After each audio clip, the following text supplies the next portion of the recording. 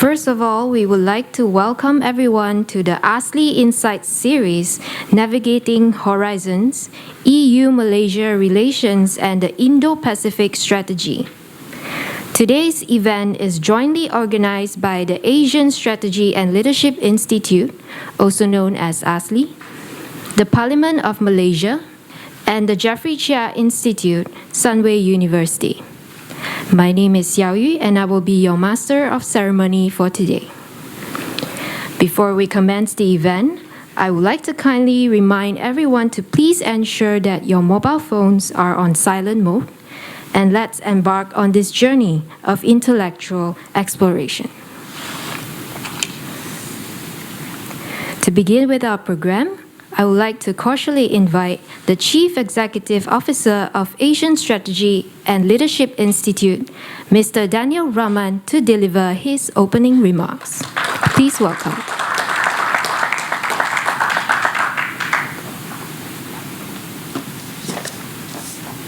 Right. Bismillahirrahmanirrahim. Assalamualaikum and a very good morning.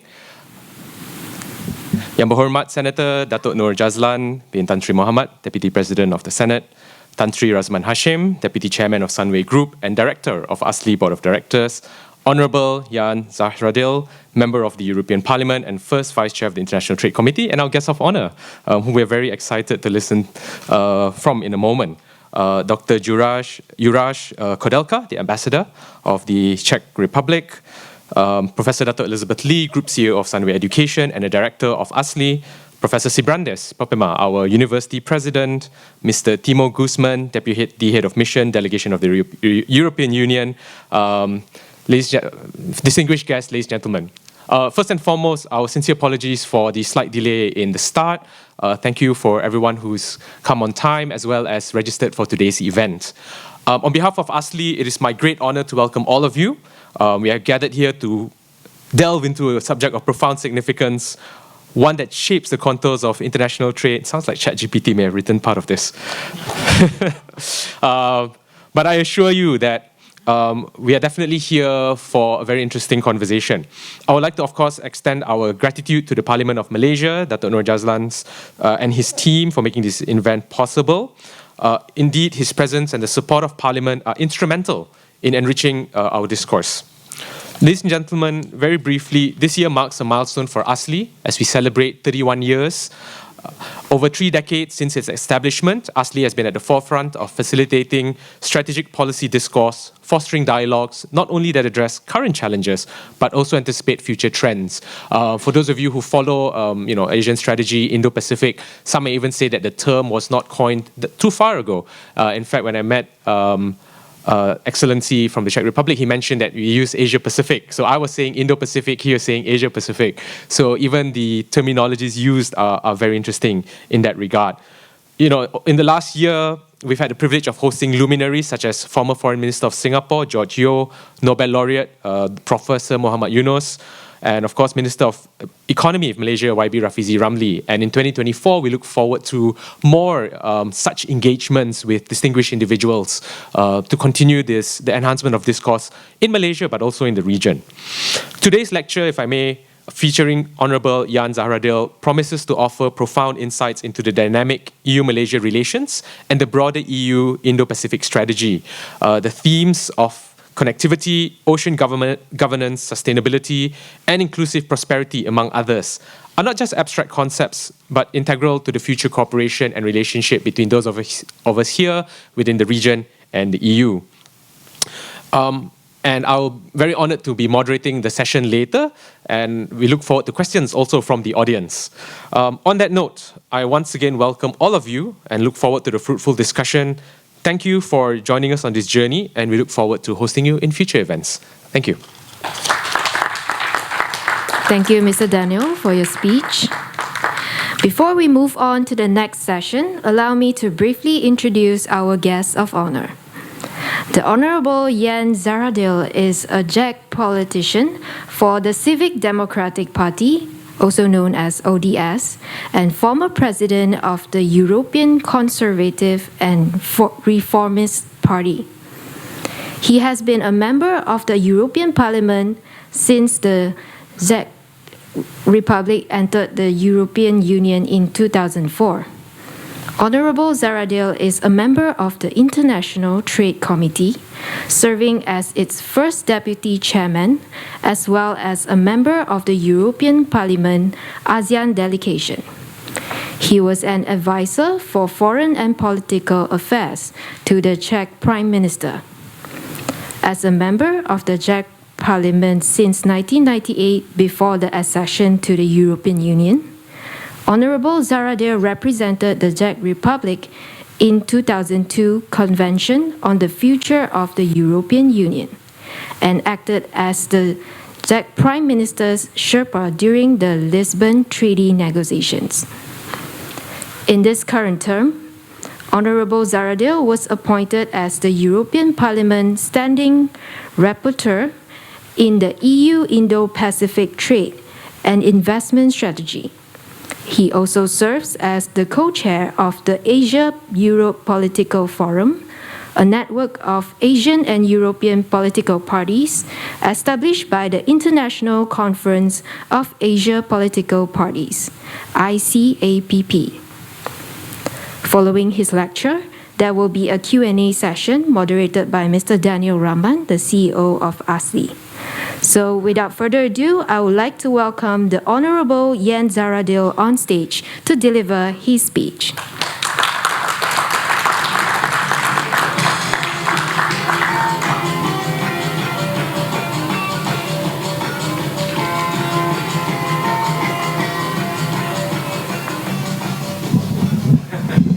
This is the song of Rolling Stones. So, good morning, ladies and gentlemen. Thank you very much.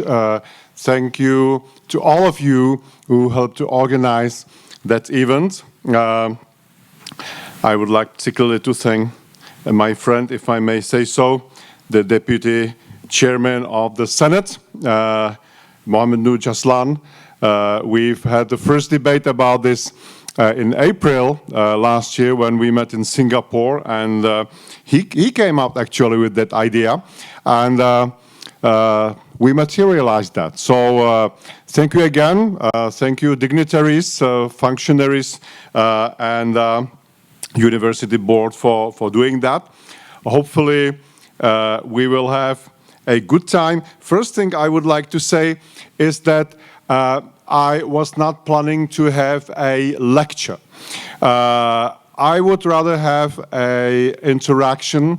I would be happy to get as much feedback from you as possible. I think that whenever some Europeans come to give lectures all around the world, it might sound a little bit suspicious. So it's better to, ask for some kind of feedback. I would rather call it a presentation than lecture. I prefer always a dialogue, empathy, mutual respect.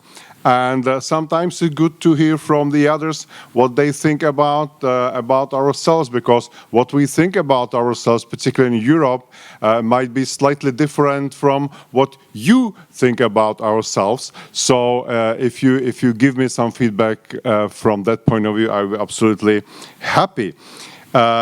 Also, I like the title of that presentation, particularly the word navigation, because I think that we really have to navigate sometimes through a very turbulent waters, and the sailing is not always easy. So I divided my presentation into various parts, and I hope it will have some internal logic.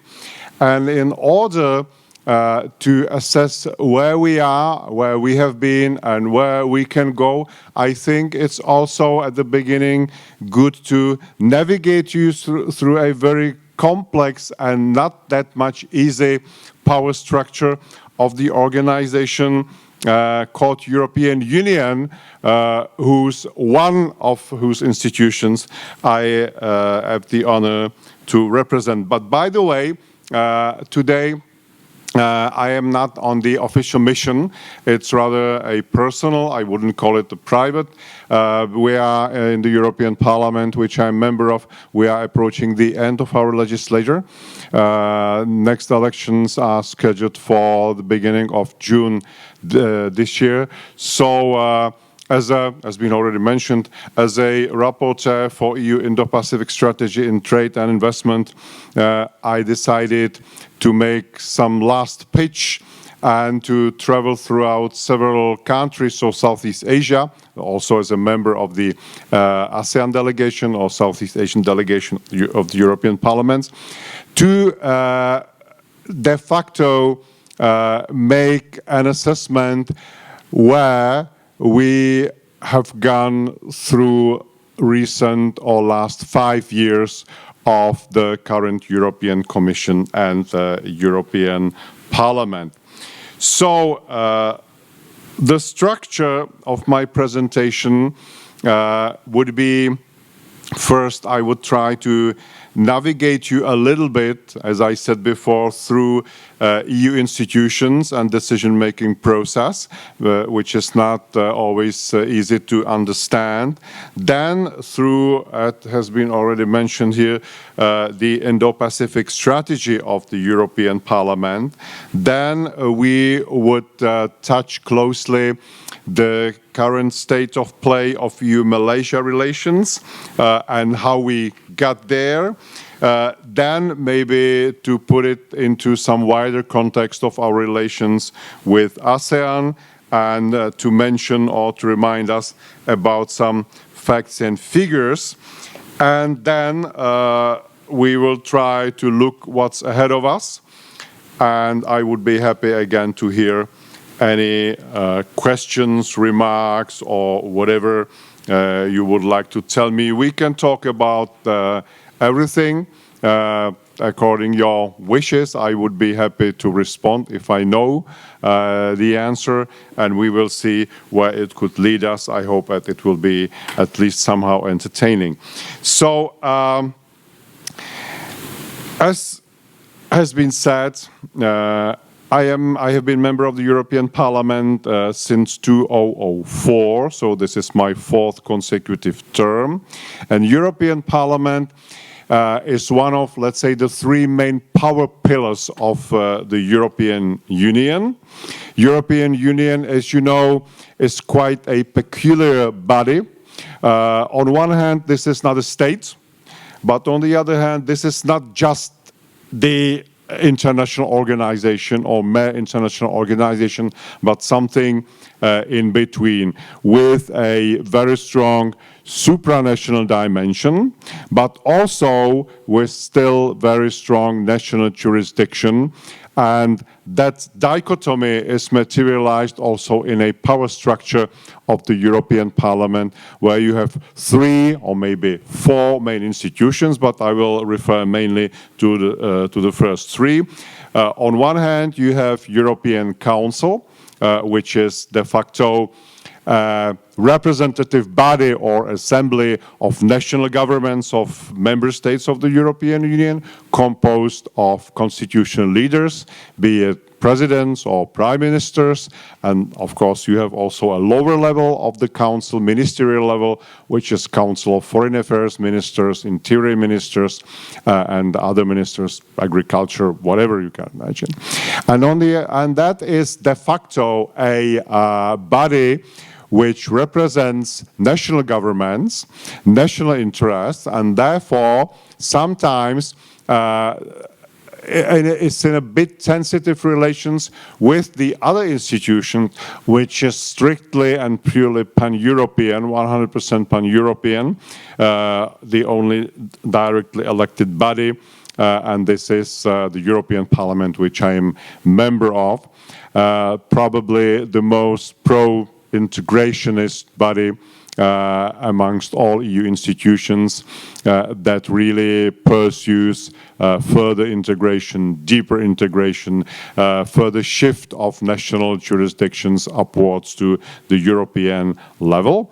And somewhere in between the Council and the Parliament, you have European Commission as the highest executive branch, where again, certain dichotomy can be observed because members of the European Commission are being nominated by national governments, but they have to be approved, or the Commission has to be approved as a whole by the European Parliament, which sometimes leads to a bit sensitive relations. And of course, these three institutions have also their own institutional interests and their own institutional agenda, and that leads sometimes it leads to situations where they are perfectly playing together. But you can see also institutions situations where these institutions are playing against each other in some particular issues. Particularly when it comes to the level of jurisdiction or the level of their respective powers. We can touch this later on some concrete examples. Now, European Parliament is not easy, and I think in order to navigate our relations for the future, it's very good to learn how to navigate relations with the European Parliament, because sometimes European Parliament can complicate the agenda somehow, because, as I said, it's a very ambitious body. It's a body with its own agenda, and it's a body which really wants to pursue as much unified policies as possible. And when it comes to external relations, then you have, again, some not very easily explainable division of power, because the foreign policy per se is mainly executed still by national governments, and every major decision deserves unanimity or unanimous decision made by the Council. But when it comes to commercial policy or trade policy, it has been already 100% Europeanized. So you have no national commercial policy, no national trade policy. European Union is a single market, it's a one commercial space, and therefore commercial policy is 100% Europeanized, which, by the way, makes the International Trade Committee very powerful, one of the most powerful committees in the European Parliament. And I would like to say, and probably my colleagues from the Parliamentary Foreign Affairs Committee would absolutely disagree with me, but I can say that I believe that this committee, Inter Committee, is much more powerful than AFET Committee, the Foreign Affairs Committee of the European Parliament, which is a prestigious one, I have to admit that, no doubt about that. But when it comes to practicalities and practical execution of the power, this committee definitely has the upper hand, because at the end it has to give its consent to all international trade deals, including recent FTAs, the free trade agreements done with various Southeast Asian countries. Now, when it comes to general foreign policy trends, on the other hand, European Parliament is less powerful, but it could at least set the atmosphere by adopting a lot of resolutions on individual countries, on associations of countries, and to show some kind of direction where it wishes to go in the future. And however those resolutions are not legally binding, they can somehow influence the spirit and the atmosphere in which our relations will be further proceeded. That's why I said that, because now I'm trying to navigate you again, if I may use the word, to the resolution which is called Indo-Pacific Strategy in the area of trade and investment, the EU investment strategy, trade and investment strategy for Indo-Pacific. That has been adopted by the European Parliament in July last year. And that was mostly prepared by myself. I have written the original text, which of course then has been amended and enhanced and finally voted by the European Parliament with a lot of changes and amendments from my various colleagues. Some of those changes, some of those amendments that were finally approved didn't make me very happy, I have to say. But that's life. Politically, life is full of compromises, so we have to take it as the official position of the European Parliament. And maybe it would be interesting to go through that resolution. It's approachable. You can download it, or you can approach it from the official website of the European Parliament if you are interested in more details. But I would like to go through just a few paragraphs of that, which I consider to be the most important, because they can show you which trends and which ways European Parliament prefers when it comes to relations with so-called Indo-Pacific. I agree that this term is quite new. It hasn't been used for a long time, so now it became a very natural part of our political vocabulary. But sometimes it might sound a little bit confusing because it could, it could provoke various second thoughts or connotations that might not be that easy or understandable. But anyway, that's it. We are there. We are using the term Indo-Pacific, so let's stay with that for the time being. And that resolution, therefore, I think is the core resolution of the European Parliament as one of the three most important institutions of the European Union, which sets the spirit and the atmosphere for the future, even for next parliaments that are yet to come. First important thing I would like to mention from that resolution is the recognition of the European Parliament that Indo-Pacific is really at this moment, geopolitical and geoeconomic reality with the region's economic, demographic and political weight that makes it a key player in shaping the international order and in addressing global challenges. I think that it's important to know that Europe, or at least European Parliament, is not underestimating this region, Southeast Asia in particular. And it understands the shift in dynamics, both economically and geopolitically, from, let's say, Euro-Atlantic area to the Indo-Pacific area. And again, it has been mentioned here, I can quote from that paragraph, the recognition that the global economy's center of gravity has already shifted from the Atlantic to the Pacific. So that's point number one. Point number two, when it comes to trade, we understand and we recognize that Europe and Indo-Pacific together represent over 70% of global trade in goods and services and over 60% of total foreign direct investment, which again is a good example how important that region is and how definitely it should not be overlooked, particularly by Euro-Atlantic area and by Europe itself.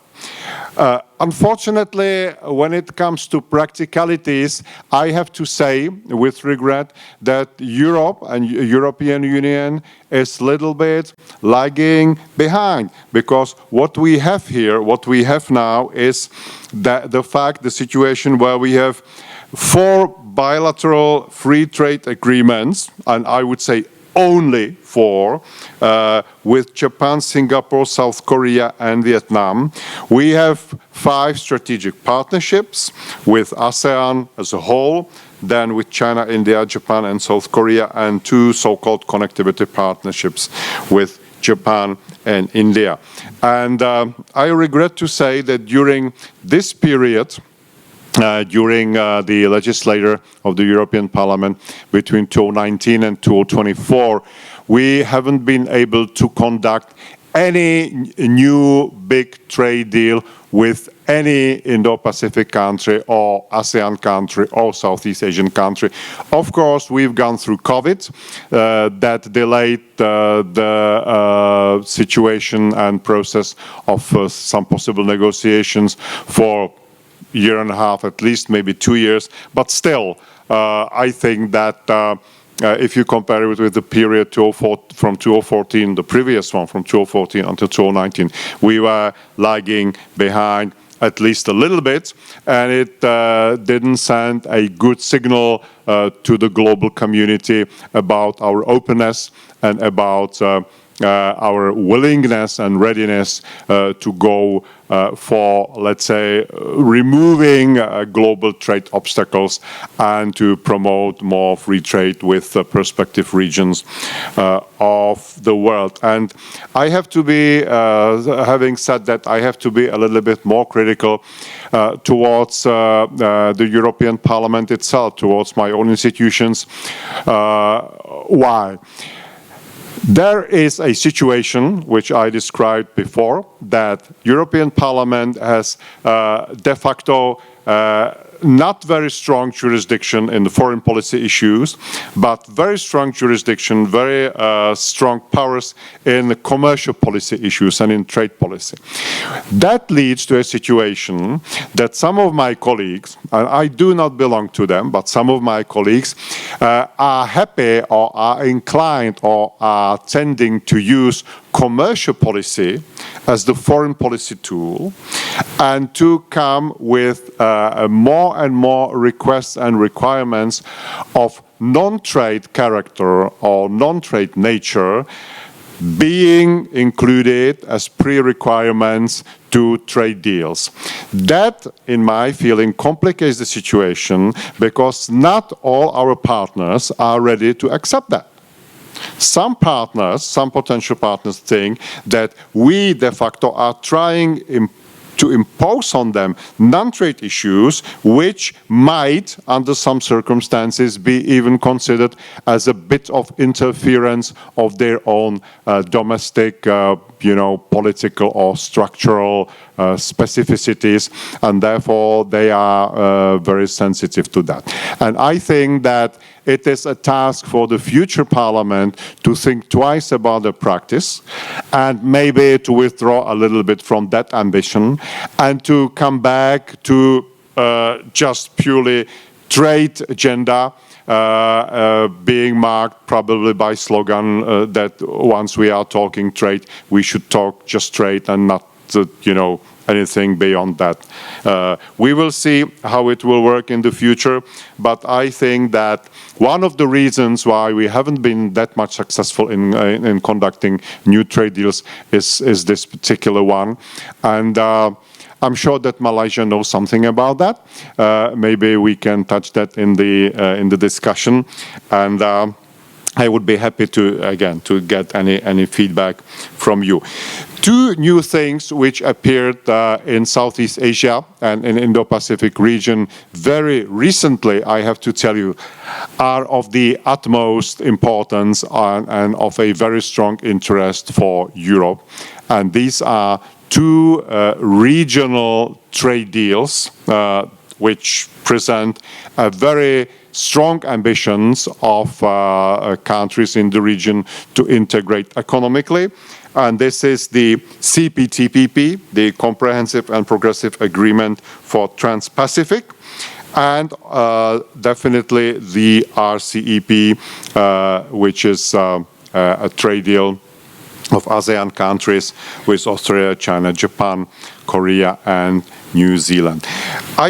We think that we have to pay sufficient attention to those trade deals, and we also have to understand and analyze how it changes the dynamics of the trade in the region and how it could affect our ambitions to conduct trade deals with countries like Malaysia or others in the future, because I think that these trade deals are really they have really profound geopolitical impact, and we in Europe have to analyze more properly what exactly that means, what are the results, where the trade barriers have been removed, and what could represent for our own ambitions. So in that resolution on our EU Indo-Pacific strategy, we are mentioning those two trade deals several times, and it's really something we take very seriously. One more thing which I would like to mention, and that is something which I have written on purpose to that resolution. I will quote the sentence: European Parliament stresses that EU should make better and more strategic use of its economic leverage, and now, while respecting the political and economic specificities of its partners and their interest in order to reach its geopolitical and transformational goals. That's a sentence which I am very glad has not been kicked out of the resolution and adopted. And I think that it's a good signal that we perhaps should show a more empathy and more understanding for regional specificities, including different political, social systems in individual countries. And again, I'm going back to what I have already said, sometimes not to be that pushy when it comes to non-trade requirements being included into a trade deals. Maybe you've heard also something about the very ambitious global gateway strategy of the European Union, which is another attempt to create some wider network for mutual assistance to enhance European investments in the region. So it is also being mentioned here in that report. And of course, when it comes to, particularly to Malaysia, we only could have taken note of the fact that negotiations on a bilateral trade and investment agreement have been put on hold since 2012, and I think that it was due to both sides' differentiations at that time. Malaysia was probably more focused on the CPTPP and some other economic priorities or trade priorities. Just let me quickly summarize the whole timetable of our former and hopefully future negotiations. We launched negotiations between EU and Malaysia in October 2010. The Council, the institution which represents national governments, because it had to be authorized by them, gave its approval in September 2010, and then since 2012 it has been, as I said, put on hold, but hopefully we can see very soon some revival of that. And hopefully some steps could be done even in the first half of this year, with taking into account the situation which complicates that a little bit, and these are European elections, upcoming European elections, and campaigning, and therefore probably our attention will be deviated a little bit from those concrete talks, but still. We already started some positive steps, and I think that the Commission should come with the recommendation. We should make some inventory what we have done until now and what we can do in a foreseeable future. We know that, and I am aware that there are some sensitive issues, particularly EU palm oil policy and also our so-called deforestation policy. We have noted that during last year's visit of Malaysian Prime Minister in Brussels and some consequent meetings, international meetings. There have been some disputes on that. I think that we have to be realistic, and actually I have written an article about what I would call Malaysian progress in that field that has been published in in one European outlet. I don't know whether it has been published in Malaysia as well, but I can give you a link to that. And this was an article writing about the overall results of COP28, about some issues that have been debated there, like technology and innovation, including frontline communities and finance, and also fighting climate change. And I have written some, at least I hope, encouraging remarks about Malaysian progress in that field. If I may quote from that, I quote, "Again, in perfect keeping with the four COP28 themes, Malaysia's approach is another example of grassroots initiative replacing top-down international heavy-handedness. The goal has been to integrate local opportunities into deforested lands, building an economy that sustains and benefits from its natural forests in a circular manner." If this sounds familiar, that's because this is the exact same goal set by the EU for its own forest in its new EU Forest Strategy 2030. And last but not least, Malaysia has reduced primary forest loss by 70% between 2014 and 2020. And Malaysians have turned products like palm oil and timber into environmentally friendly ones. So I think that this is important to understand. This is definitely a progress.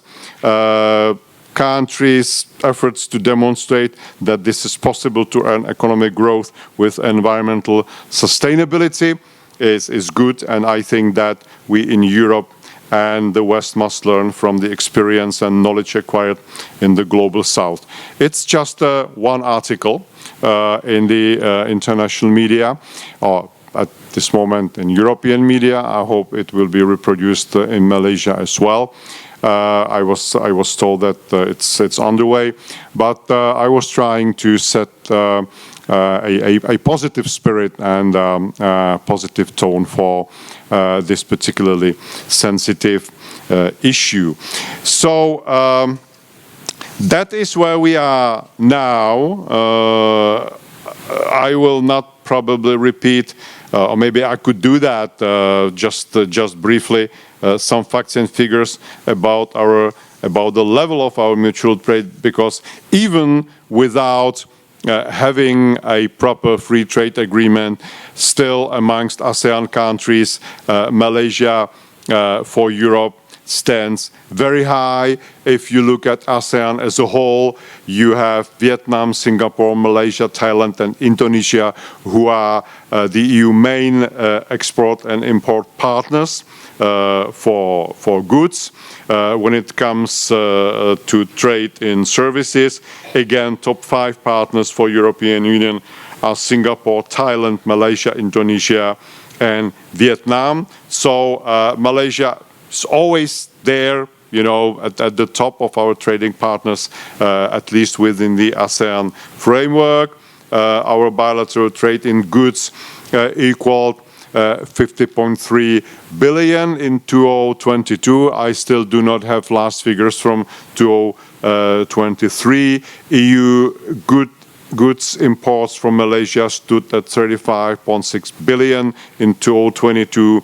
Our exports reached 14, that's in euros, 14.7 billion. So I think that it's a good prospect. We are in the EU. We are still the 4th largest trading partner for Malaysia after China, Singapore, and US, and we are accounting for 9.6% of the country's total trade. This is the figure from 2021. I do not have the recent one from 2023. So I think that the prospects are are good. I very much believe that after European elections in June this year, we can expect some new dynamics, new impetus. Of course, it always takes time because the European Parliament is a bit perpetuous body, and once you have elections, then situations first have to settle down.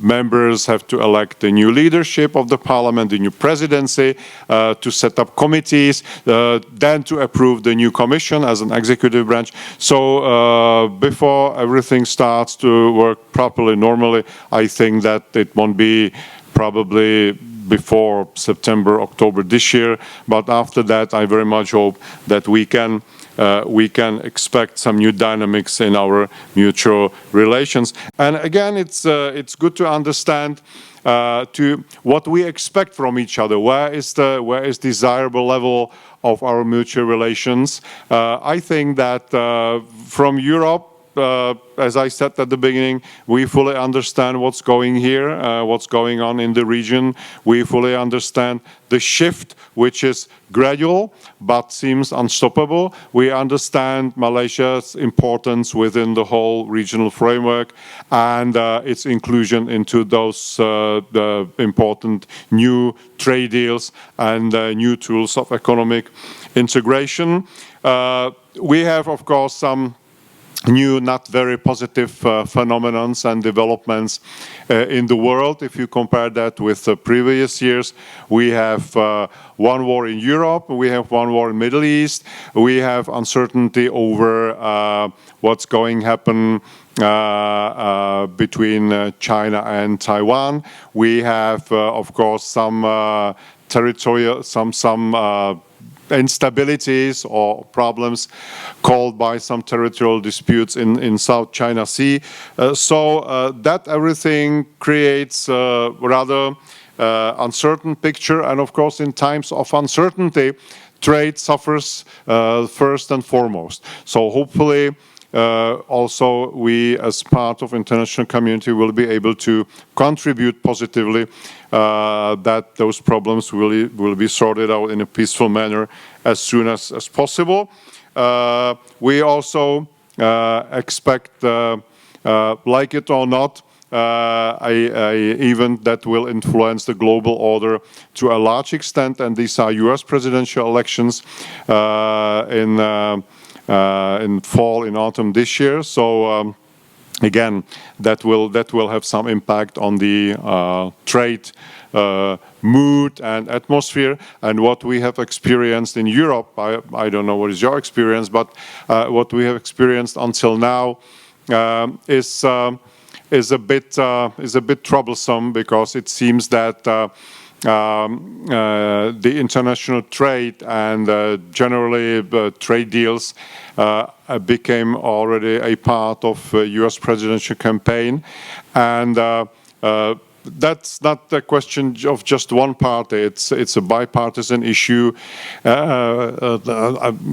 can call it, "Make America Great Again" or "America First." It doesn't matter. But it seems that there is not a big taste in US these days to open markets and to remove protectionist barriers, but rather the other way around. So from European point of view, it's a bit tricky, and we are trying to negotiate, because we consider still US as one of our most important allies. But frankly speaking, even our recent missions to US as an intercommittee haven't brought some considerable results yet.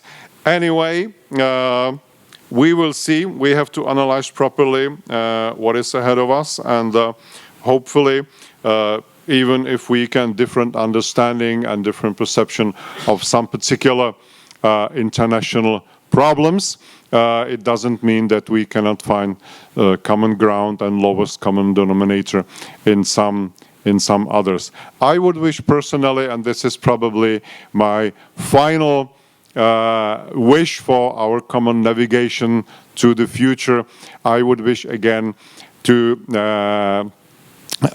to show more empathy, more understanding, more willingness to work in a mutual consent for Europe and for countries of Indo-Pacific, Southeast Asia, Malaysia in particular.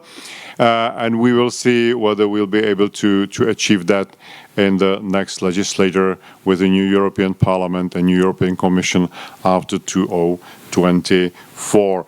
Our EU economic record, I have to say, is not miraculous at the moment.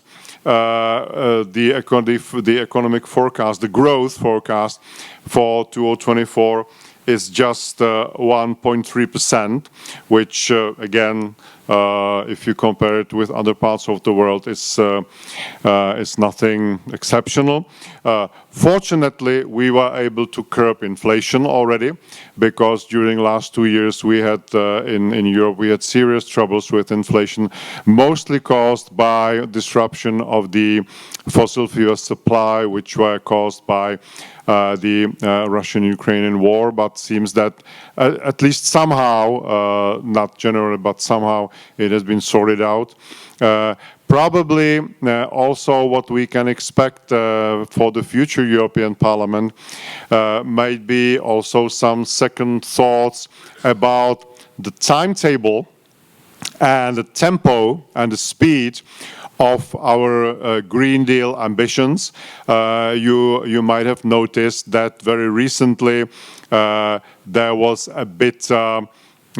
a change in some particular goals concerning decarbonization and production of car industry, where very tight schedule and very tight timetable that has been adopted at the very beginning has been diluted a little bit, and that happened on the ground of the European Parliament. So again, of course, EU takes climate change seriously, but we have to do it in a sensitive way that would not harm our own economic fundamentals, and we have to act reasonably. And I think that the next European Parliament will probably reflect that in a, let's say, more visible way than the current one.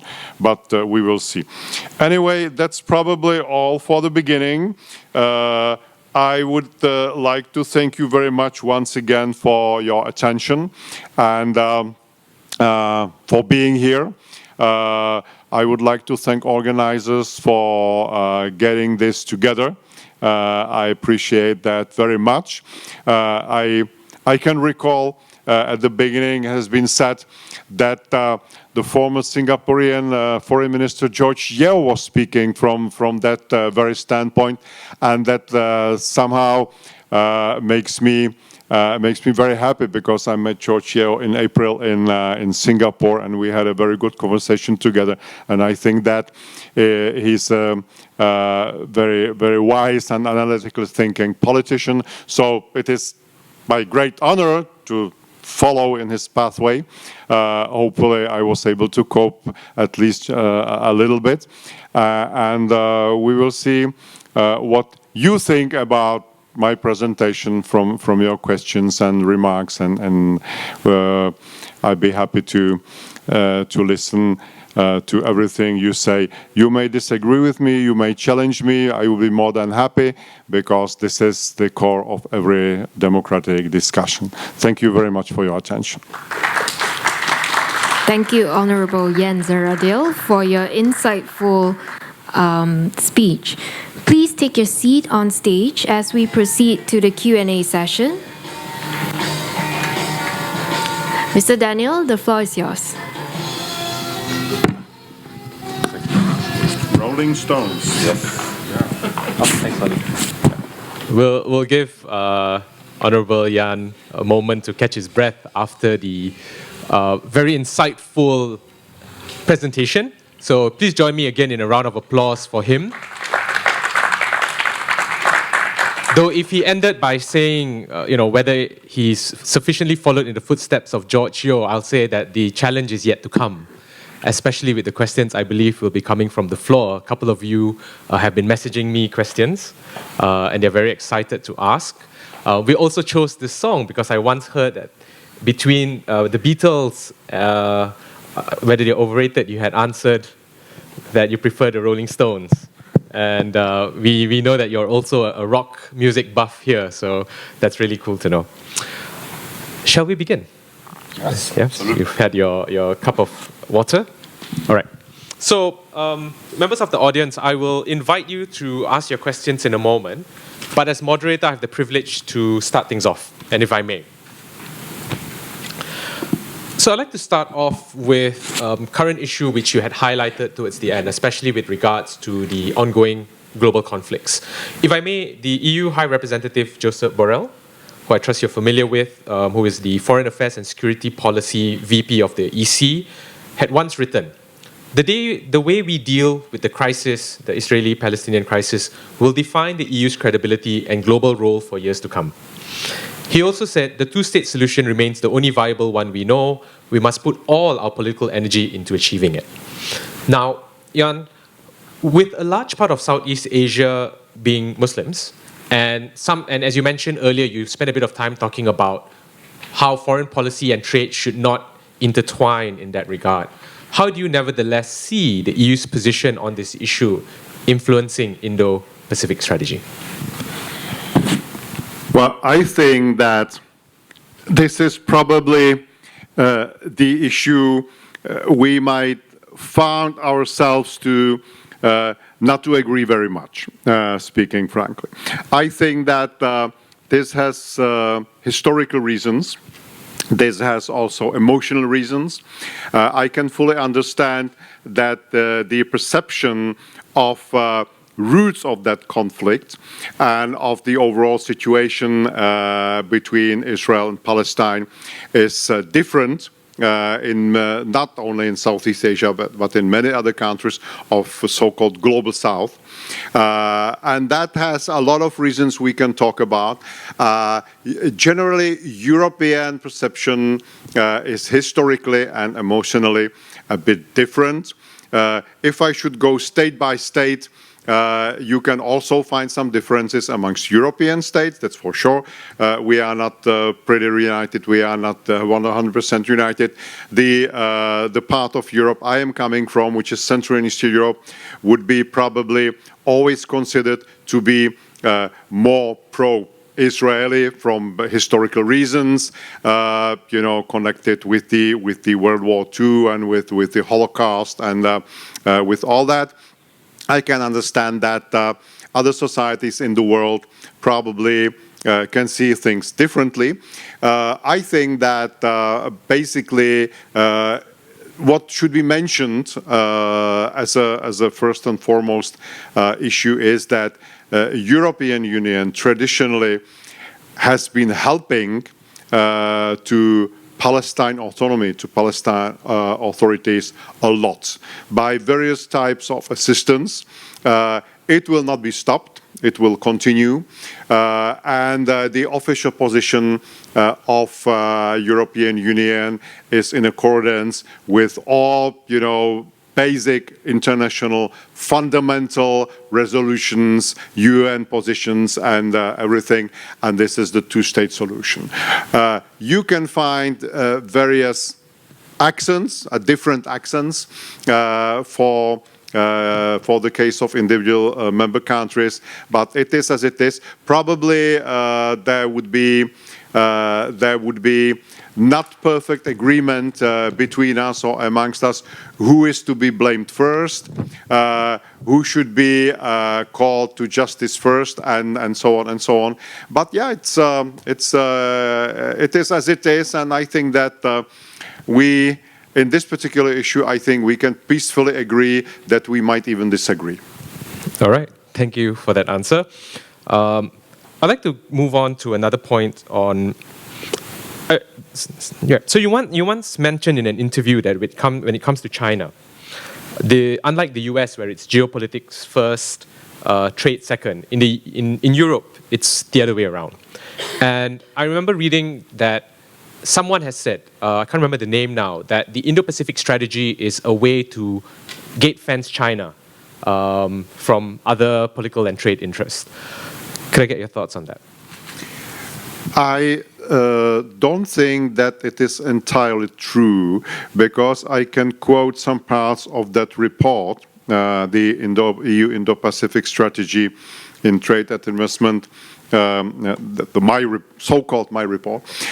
You have some parts on China there as well that are not confrontational, that are opened and that are calling for a rational and pragmatic approach to China. True is that maybe between 2004 until 2017-18, EU-Chinese relations have been better. That's for sure. That I cannot doubt this. But still, I think that the prevailing mood in Europe is not to go in a way of confrontation. I can understand why US, both sides, why US are doing that. They consider China to be the main global rival, the main global challenger, and they probably feel China as someone who is challenging their global primacy, and then that's the reason why they get much sharper and tougher. I don't think that Europe or EU would follow suit. Relations are not that good. We are more careful. We are particularly more careful when it comes to Chinese investments to our strategic areas like infrastructure or energy. We have to be, because we cannot make ourselves dependent in those areas on anyone. We have experienced that. It's a very recent example, what we did in Europe, and now we have a lot of evidence that it was completely wrong, and that was our almost, not in all countries, but in some countries, almost 100% dependence on Russian oil and gas. And suddenly we have witnessed that Russia is able to use it as a political tool against us. And we needed to find very quickly the way how to get rid of that dependence. More or less, we muddled through with a lot of troubles that caused, by the way, it was not the only cause, but this was also a very substantial cause for our higher inflation, both in Eurozone and outside of Eurozone. So now maybe we are out of that, at least for the time being. Nothing is certain forever. But we wouldn't like to make the same mistake once again with another big player, like, for instance, China.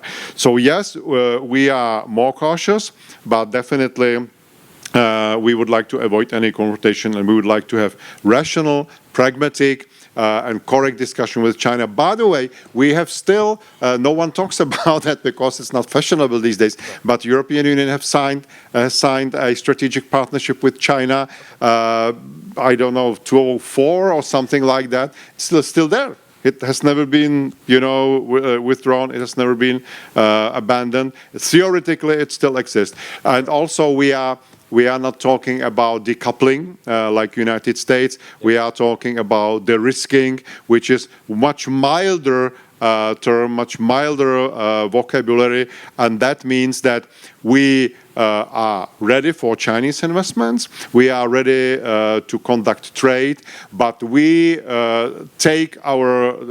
would like to have the right to decide whether we allow them to go to our infrastructure and to our energy and other strategic areas. But I think that we need equal, partnership of two equal partners. Yeah.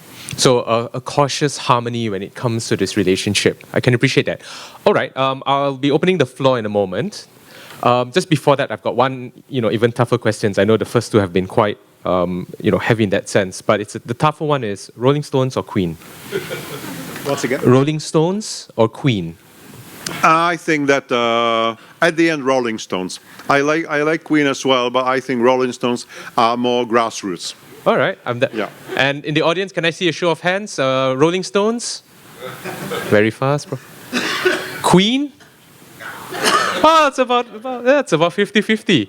Now that the hands have warmed up a little bit, I'd like to open the floor. I think Queen won. Yeah. Perhaps I saw it closer, but yes. May I open the floor, please? And if you could raise your hand, please mention your name, introduce where you're from. What we'll do is we'll take maybe 2 or 3 questions, then Honourable Jan can answer them as we go along. Okay, so we've got... So just to acknowledge our Mr. Jaziri, our former senator who's recently completed his term. He's also our distinguished Sunway alumni who is a student here. Honourable, thank you, Daniel. Yep. Honourable Jan, very pleased to meet you today. My question, you mentioned that the European impose non-economic policies in some of your potential trade deals with ASEAN countries. Is that greatly influenced by the Americans, since European countries and the Americans are relatively close and it's quite visible, and would that give a challenge to your future navigation into this region? As you know, this region will be the next super economic powerhouse. Sir, I need your response. Thank you. Thank you. And could we take one in the back first? We'll go around. Zarina. The Chief Operating Officer. Hi, thank you, Daniel. And Honourable Jan Zahradil, I really enjoyed your very enthusiastic, candid sort of sharing. Could you just introduce a little bit about yourself? I know who you are. Yes, audience. Hi, everyone. Good morning. I'm Zarina Nala. Is it okay if I sit? Yes, of course. Yeah, I've got like a bad back. I'm the COO and acting CEO of MIER, the Malaysian Institute of Economic Research. And I came very early, by the way. Earliest. I'm very proud of myself. I came at 9:30. So basically, my question is, I was very intrigued by a particular part when you spoke about policies and being having empathy, right? Sympathizing with the different. It's a nuanced environment. We all know EU. It comprises several countries. They're at a different stage of their development. They've got different cultures. They are weak in certain areas, strong in certain areas. It's not unanimous, and it's not like Japan. It's easy to manage, or even Singapore. It's like a nanny state. I feel that it's important that this. You were mentioning that it's important that it's good for Europe, but at the same time we need to be sympathetic that they are all, each of them are different.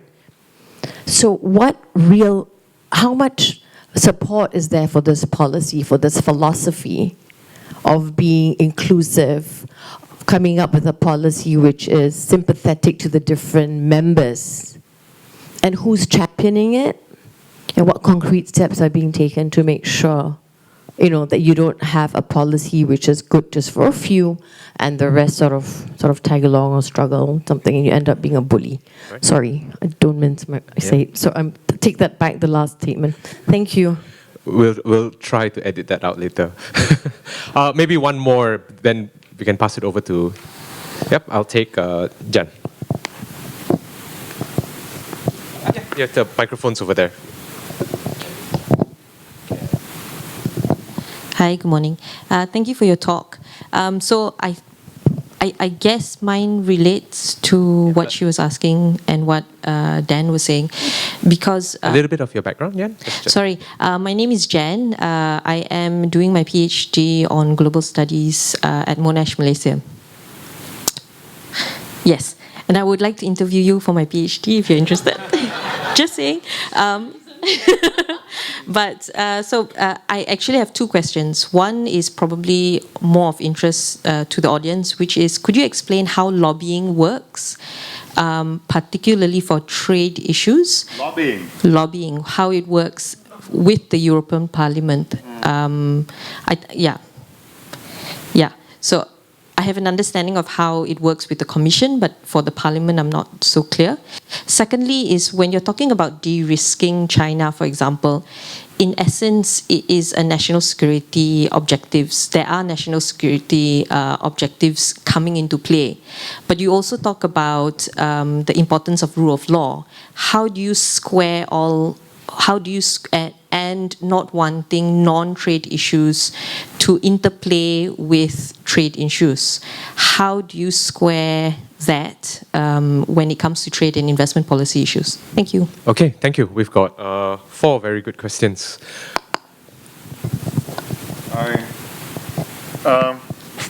Thank you very much for those questions. I hope I got it right. If not, you would precise it. I will start with the last one, or with last 2.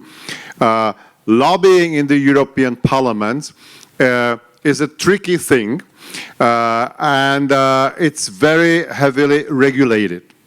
So in fact, and the regulations are getting tighter and tighter year by year. So what we have now is that every lobby organization has to be officially registered. There is a lobby register, official lobby register in the European Parliament where you have to register. And de facto, me as an MEP, I theoretically should be entitled only meet with those who are officially registered.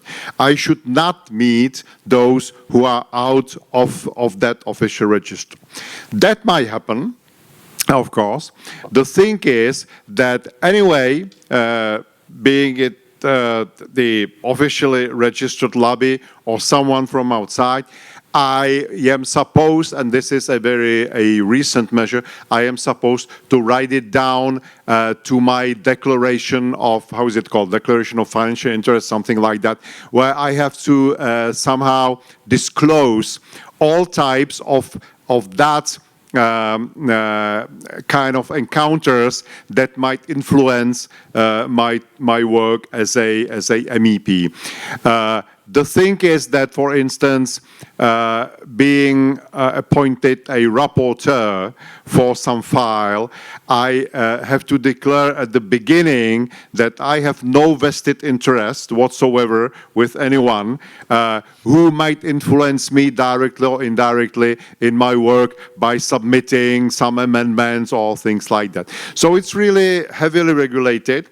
It's not very pleasant because it leads to a situation where some members of the European Parliament rather don't meet anyone because they are afraid that it might cause them some trouble. So they just, you know, they refuse all requests for meetings, and they rather don't do that because that could cause them some problems. So it's really heavily regulated. Now the second question, if I understood correctly, was a relation between trade issues and non-trade requirements in the light of, as a concrete example, in the light of some security concerns, particularly connected with China.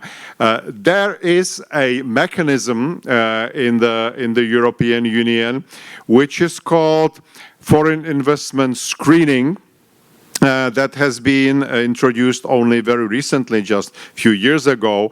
And if you are, even on the national level, if you have some feelings or some suspicions that some investor coming from outside of the EU might destabilize the situation on your market or might be of some security concern, you de facto have the right not to go for that. There are, I think that each state, each national government has its own rules how to do that. You can use, you know, some national security concerns or whatever. But then there is also a consultative body on the European level. There is a special department within the DG Trade, within the Directorate General for Trade in the European Commission, dealing with those issues, and they refer regularly to our committee how many cases they were referred to, from which countries, and how they were dealt with. And I think that usually it's about few dozens of cases annually, not very many, but surprisingly, most of them are not coming from countries like China or others. It's just a minor issue. A lot of them are coming, for instance, from United States, because United States are one of the biggest investors. So the number of potential investors coming from there is relatively very frequent, and therefore there might be more frequent cases where there is some assessment. It might be kind of reason for concern. Now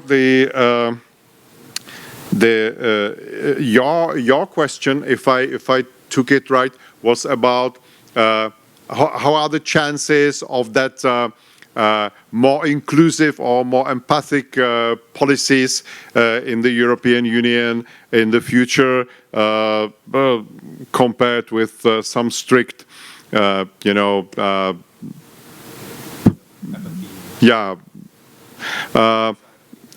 I think that the feeling is growing and will be growing that we need to show more understanding, because otherwise we won't be able to conduct any substantial trade deals whatsoever. And I think that last 5 years have shown us that there is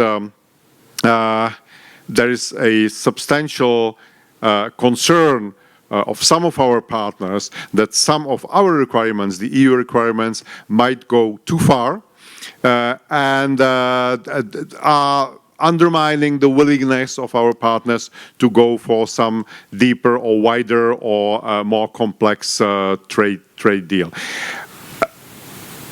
So having said that, I have to admit that this will be an issue for a political fight in the European Parliament itself, that's for sure, because now I simplify that. You have people who act more as a pragmatist or technocrats, or I don't know how to describe them,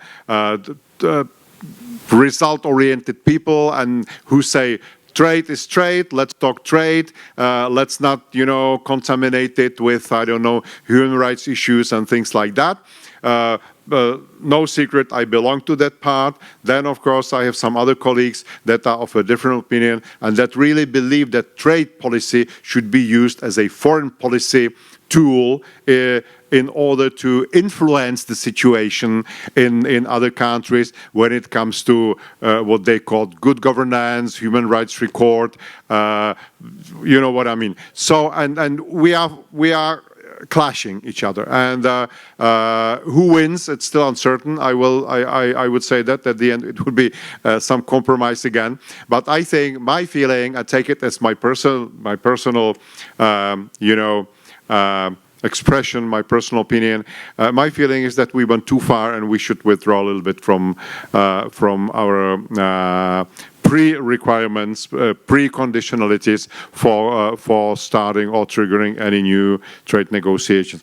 And the first question, if I understand correctly, was whether and how we are influenced by US practices in conducting some of our strategies. That is a very crucial and important question, because of course we still consider ourselves as a natural part of what we call transatlantic area, with US the closest ally, the same civilization, the same culture, the same type of democracy and everything. On the other hand, I think we see in Europe that even United States are gradually shifting their priorities, and it's not dramatic. It goes slowly, step by step, gradually, but you can see that, and it's nothing new. It's not just because of Trump or anyone else. It started under Obama already, that suddenly they recognized that Indo-Pacific or Global South is growing geopolitically, and that they have to pay some attention or more attention to that. That somehow meets with the idea which has been very frequently debated before the Russian war on Ukraine, and that was so-called strategic autonomy of the European Union, which was promoted by some particular countries, mostly by France for understandable reasons. But suddenly it stopped because of the Ukrainian war, because suddenly this external problem to have a real war on our very borders, eastern borders, somehow united us with the United States, at least geopolitically, much more than before. So I think that for the time being, now there's at least formally demonstrated unity between Europe or EU and United States in security issues, geopolitical issues. The question is how long it would last. The question is how U.S. presidential elections would influence the U.S. attitude towards Russia, Ukrainian conflict, towards China. So I think that sooner or later this idea of strategic autonomy of the European Union would be revitalized, and that there would be some attempts, mostly from big players, probably from countries like Germany and France and maybe Italy, I don't know, to go for a more autonomous foreign policy strategies, to use more our, as we call it, soft power, and to be sometimes to be a bridge between these two worlds.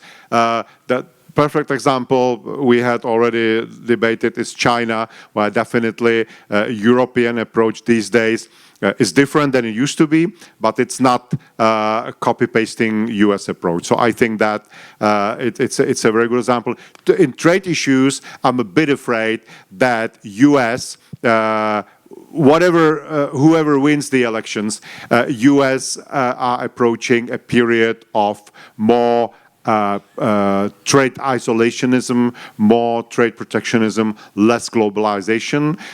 You can see it on a concrete examples, and we will have to cope with that in Europe as well, because the thing is that there might be some repercussions or echoes of that even in Europe, that some political forces that would rather close the markets, or at least partially close the market and protects more a national production, would get more space and would be stronger in the future. Thank you. Wow, that's quite, I hope that answers the question. It's very interesting. Very quickly, before I open it to the next round, you had tweeted once, if I may say, that Trump should win, if I may quote you verbatim, and I quote, "The world needs a brutal dose of political pragmatism instead of dysfunctional idealism." In light of what you've just said, especially with Europe's opportunity to take a more front-leading role, would you stand by this, or do you think that regardless of Democrats or Republican, Europe still has to step ahead? Well, I was on geopolitical issues. I used to be my political birth or my political development in '90s was very much influenced by Anglo-Saxon world, and in particular by some UK attitudes towards European integration. UK left already since, but I would consider myself to be more skeptical towards the idea of political integration. I have to say that my mindset has changed since as well.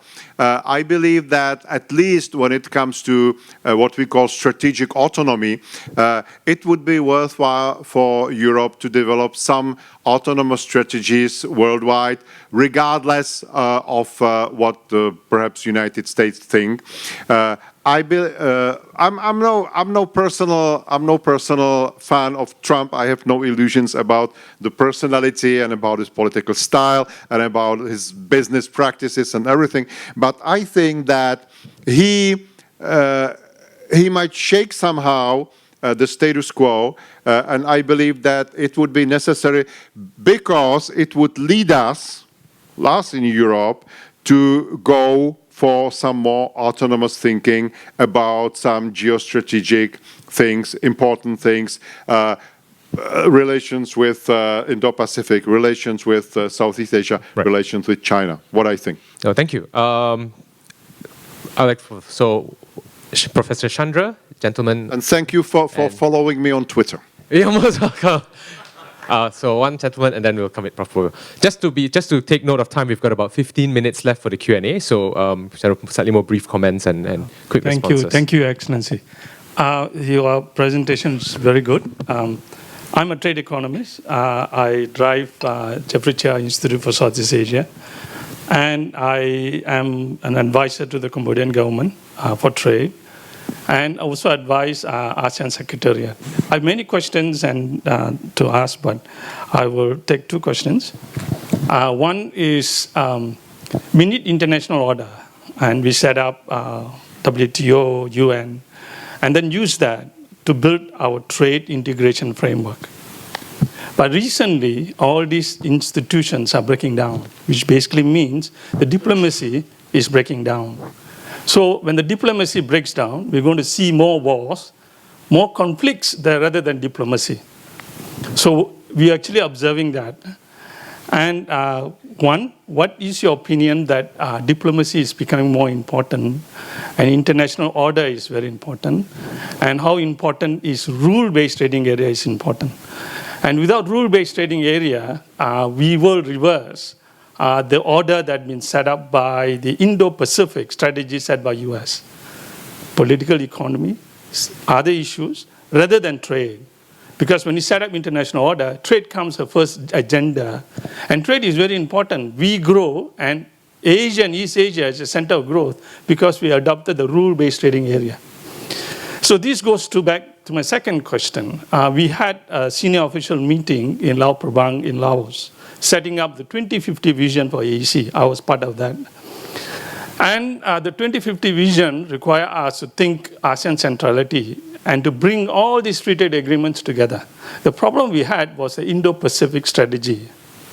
Indo-Pacific strategy is not a rule-based trading strategy like RCEP or CPTPP. ASEAN believes in the rule-based trading area. And as I also a trade economist, and I strongly believe your stand, other issues must be taken from a rule-based trading area. Pacific conflicts, other human rights issues must be taken from a rule-based trading area. That relates to the first question. If the rule-based trading area, international order breaks down, and then there is a big hole that's left. So the Indo-Pacific strategy, how do you think ASEAN should approach this? Because we are going to have another meeting in February, the senior official. So I'm going to participate and articulate something to them. So Indo-Pacific strategy, I think for Europe, is very different from US, very different from Japan, and very different from Australia.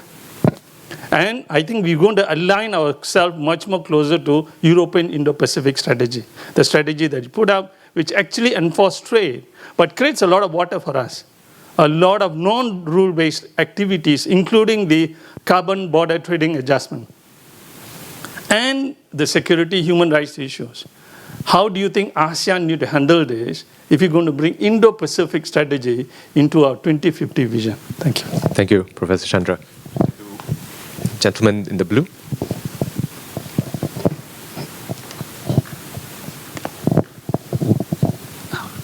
Hello, my name is Kirtan. I'm a master's student here at the Jeffrey Cheah Institute, and as well as a journalist who covers private equity here in Malaysia.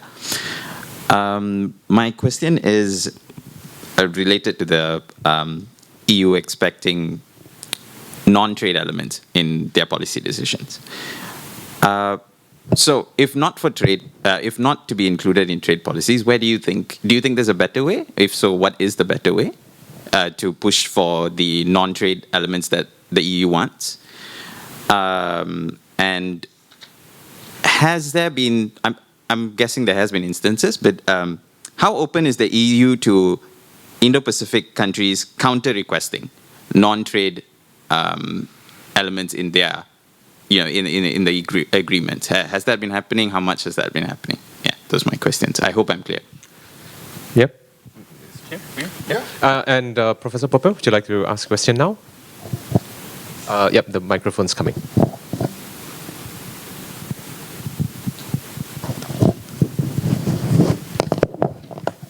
Yes, this is a question that has a little bit more to do with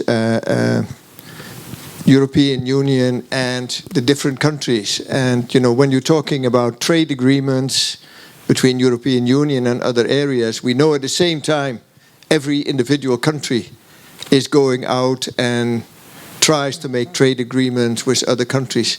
So how do you see this? You know, is the European Union really a help to these countries, or is it a hindrance because things tend to take a very long time? Thank you. Thank you, Prof. Thank you very much. I will again go in a reverse mode, so I will, if you allow me, I will start with your question. I think that trade generally is helpful for many reasons. It is an engine of economic growth. It is also a tool for maintaining peace and stability. And also, and let's be very frank in that, it is also a tool for pursuing certain specific interests. And EU is not, neither international organization is just purely altruistic. Neither EU also has its own interests.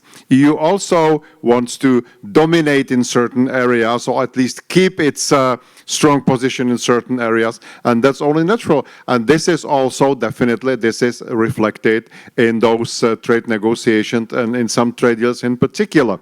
But at the same time, I think that basically opening trade with whatever country or group of countries, association of countries in the world is generally helpful for international political environment. That's my feeling. But it doesn't mean that you cannot find some parts or some paragraphs or some patterns in the EU trade deals or EU prepared trade deals that can be considered simply as a tools for pursuing its own interests. That's it. That's life. EU is assembly or association which is also driven by political and economic interests. And so those interests are somehow naturally reflected in everything what we do. And we are not just, you know, surrendering ourselves to the rest of the world. We have to handle, we have to navigate ourselves through the rest of the world in some acceptable manner. So that's it. On the non-trade aspects in trade deals, again, I think that this might be, and this follows my answer to that question, this might be simply an expression of EU desire or EU intention to pursue certain social, economic, or political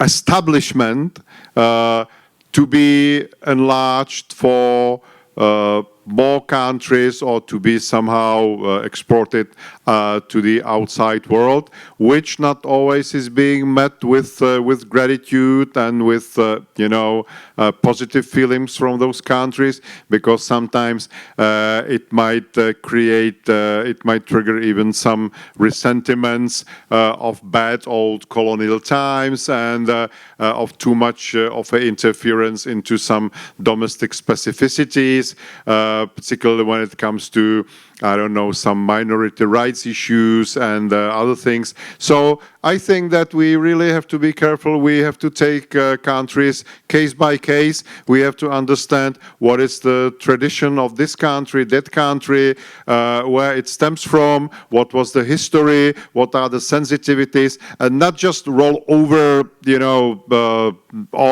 all countries just according one template and one pattern, but to show more, I call it empathy, so let's call it empathy. For instance, just to use one example, we had a free trade agreement with Vietnam.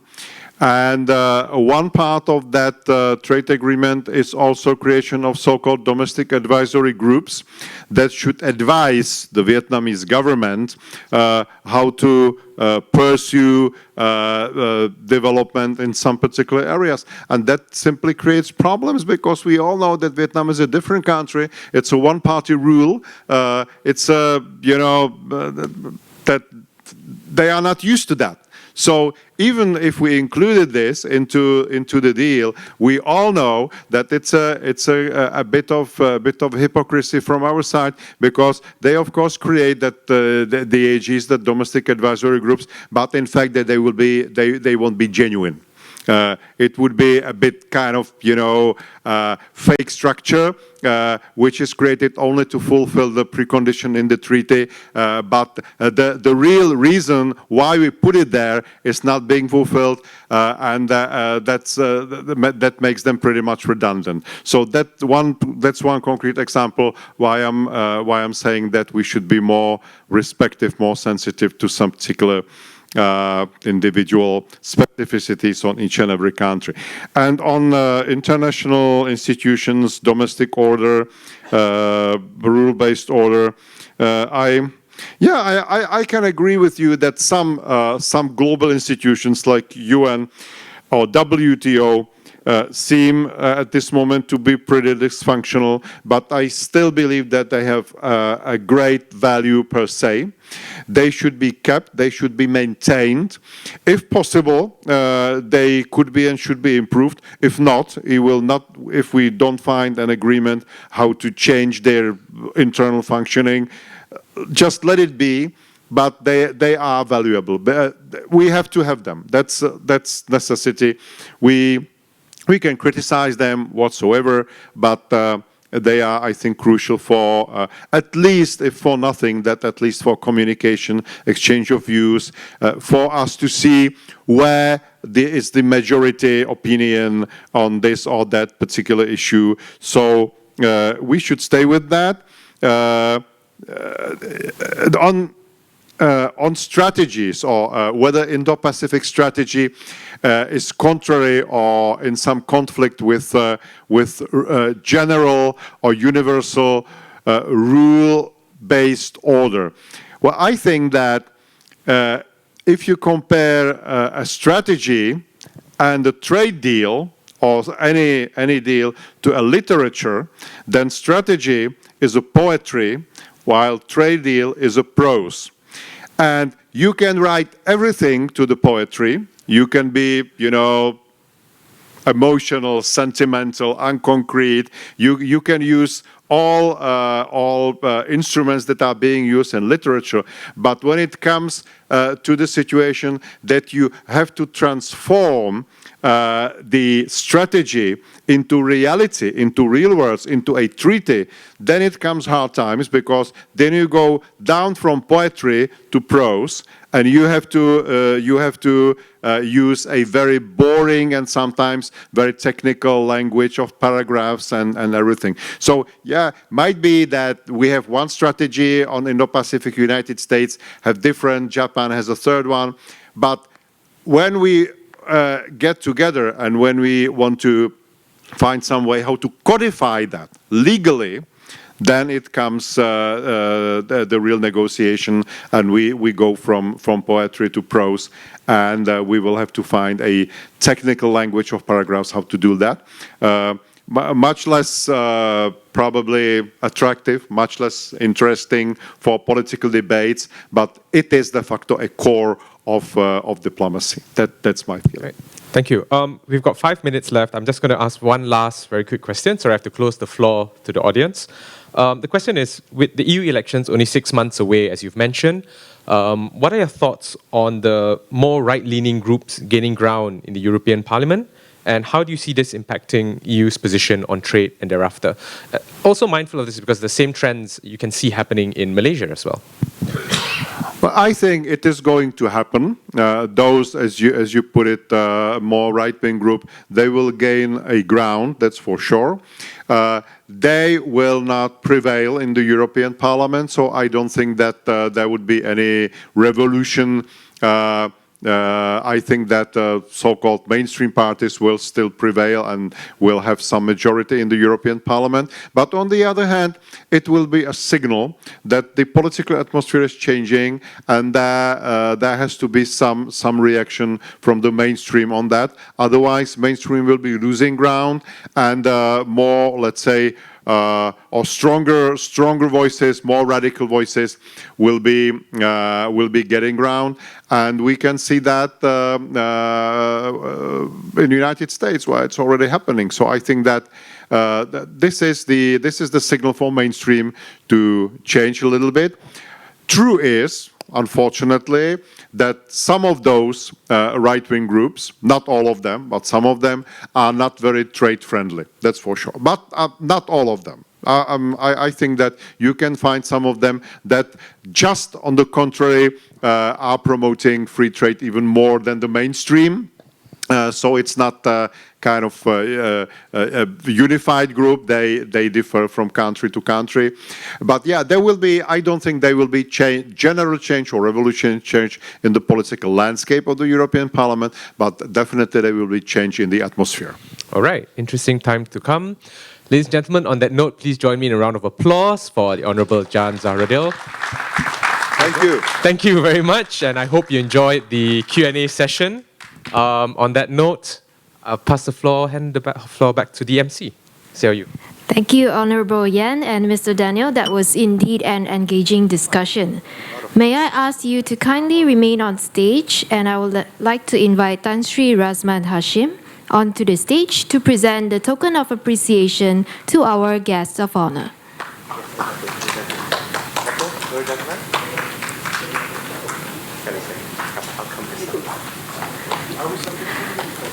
First, we would like to present the token of appreciation to the Honourable Jan Zahradil.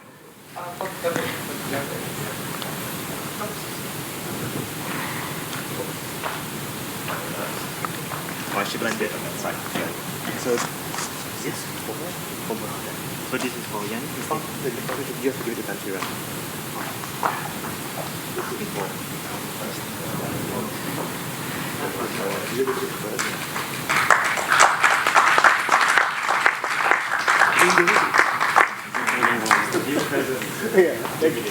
Thank you very much. Thank you. Appreciate that. Thank you.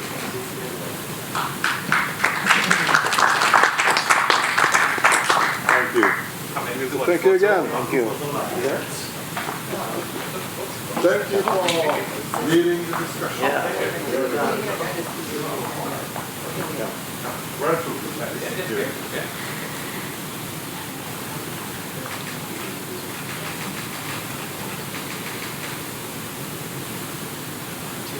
Thank you. Thank you, Tan Sri Razman Hashim, and our guest of honour. We invite you off stage for a group photo with our participants today.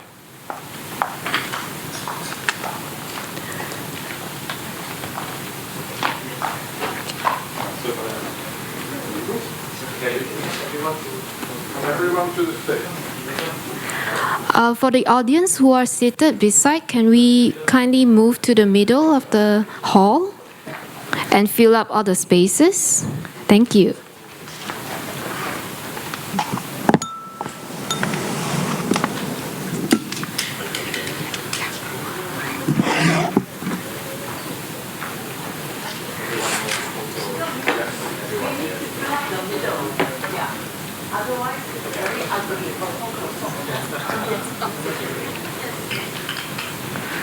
Audiences at the back, perhaps you can move in front.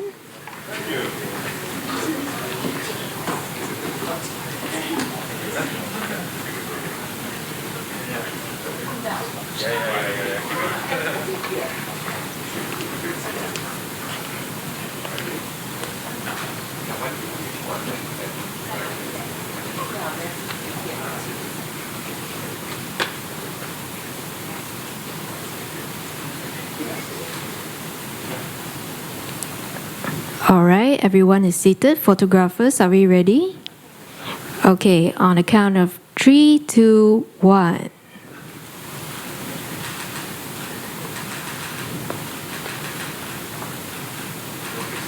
Okay, one more freestyle. 1, 2, 3. Say ASLI. Okay, thank you. So, ladies and gentlemen, with the group photography session, that concludes our ASLI Insights series for today. On behalf of the organizing committee, ASLI, Parliament of Malaysia, and Jeffrey Cheah Institute of Sunway University, we would like to express our heartiest gratitude for your presence in this event. Thank you and enjoy the rest of the afternoon. Very good. Thank you.